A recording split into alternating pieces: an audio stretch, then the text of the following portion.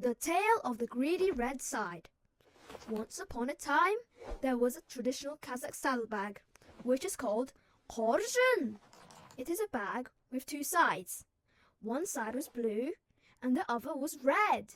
Both were neat and lovely, and whenever they went on a journey, they always shared the load equally.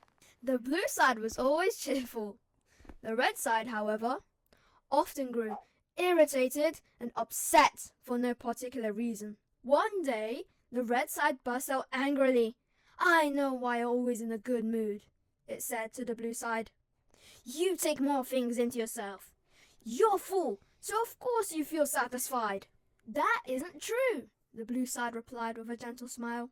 "We always carry the same amount, and even if I'm given a little less, I feel just as cheerful." "I don't know about that," the red side muttered doubtfully. "Very well," said the blue side calmly. "Next time, take as many things as you want. I won't stop you. Fill yourself as much as you like." "Fine," snapped the red side.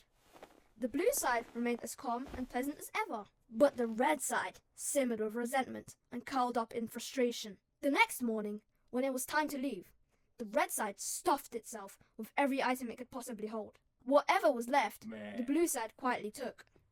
The blue side walked lightly and happily, while the red side puffed, dragged, and struggled to keep up.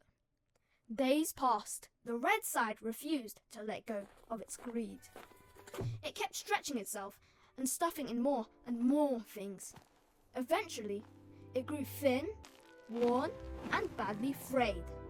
Meanwhile, the blue side, light in its load and content with what it had, remained cheerful and lively, smiling as always. And one day, in its attempt to hold far more than it could bear, the greedy red side finally tore wide open. There was no choice but to have it sewn back together.